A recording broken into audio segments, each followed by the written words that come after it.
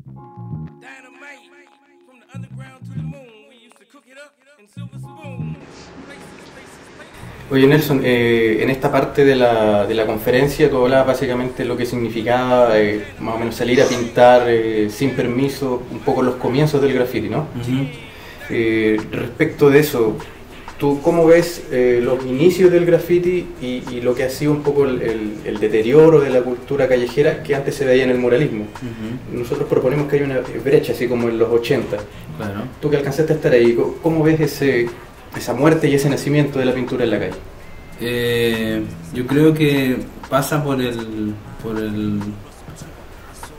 ¿cómo se llama? La situación del país, que se estaba acabando una etapa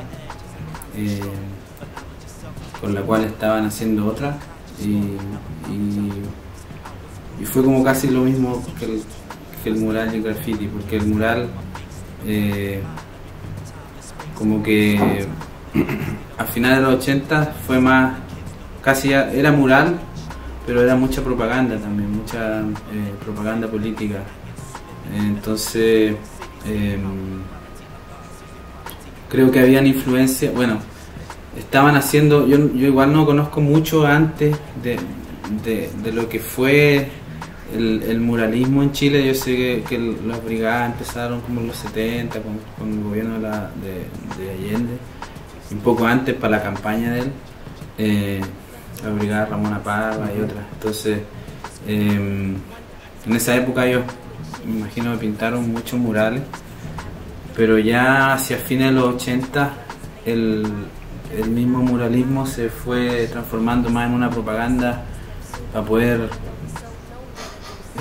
como más elegir a alguien, sí, como más del Partido Comunista, bueno, lo que yo me acuerdo. Y entonces yo lo que vi en esa época, como que cuando empecé a notar más lo que había en la calle, era propaganda política, pero que tenía un poco de influencia del graffiti de Nueva York, ya que como que le habían puesto algunos ¿cómo se dice? Como símbolos o cosas que son muy reconocibles del graffiti, como los brillos, las letras, Algunos trazados, por ejemplo. sí, más que nada los brillos, cómo se mezclaban, hacían las letras como a 2 o 3 colores.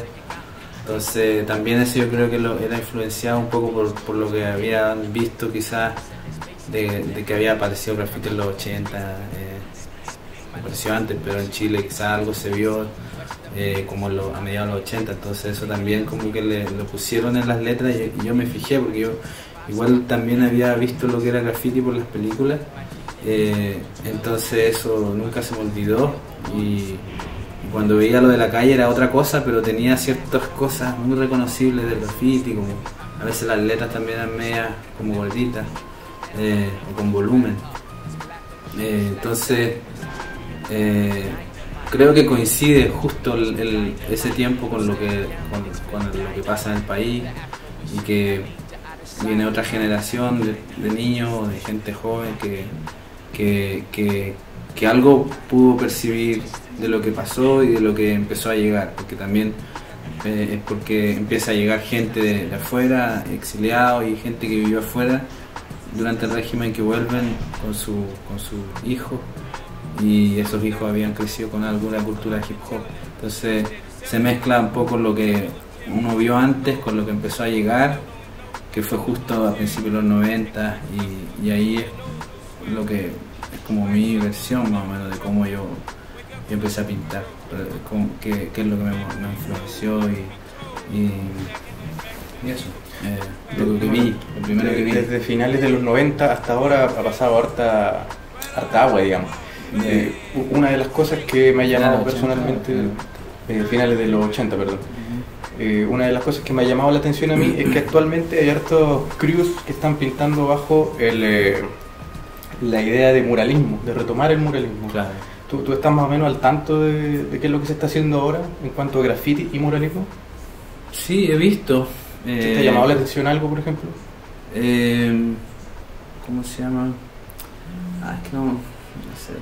Sí, muchas cosas en realidad, pero encuentro positivo igual que se esté dando esa mezcla, porque es natural, o sea, son cosas que no sé, pues nuestras generaciones anteriores hacían, entonces es fácil asimilar el muralismo si uno es grafitero, porque son cosas muy como parecidas de esta manera. Pintura en la calle, digámoslo. Sí, pues comparten el mismo lugar, a veces los mismos métodos, entonces encuentro bien que la gente quiera a veces como empezar a hacer su propio manera de crear su propia manera de pintar y dedicarle a veces más tiempo a los muros, porque están ahí y la gente, hay mucha gente que se da cuenta de lo que los muros pueden servir siempre como otro medio de información para la gente. Entonces, siempre fueron muy codiciados por la visibilidad que tienen. Claro. Entonces, como herramienta de comunicación son súper adecuados. Ajá. Oye, y desde entonces hasta ahora, tú que has estado un poco viajando, yendo y viniendo, ¿cómo sientes que se está viendo el graffiti? Ahora te lo pregunto desde afuera, claro. Así como de la señora de la esquina, ponte tú. ¿Cómo yo veo el graffiti? ¿Cómo veo la escena del graffiti? ¿Cómo ves tú que se está considerando el graffiti? ¿Crees que está mejor visto? Sí, yo creo que el graffiti ya hace un buen tiempo viene así cambiando un poco la percepción de la gente hacia el mismo graffiti. Mucha gente ya, o sea, se abrió al graffiti o se rindió en realidad. Entonces, ¿cómo se llama? La veo mucho mejor que antes. Aunque siempre la gente común y corriente no va a entender el graffiti así como más hardcore y puro, entonces ese siempre va a existir, creo yo, esa doble como valor que la gente a veces odia y también lo ama, pero es parte del juego, ¿no? Claro, parte del juego y aunque yo igual ya no lo hago tanto.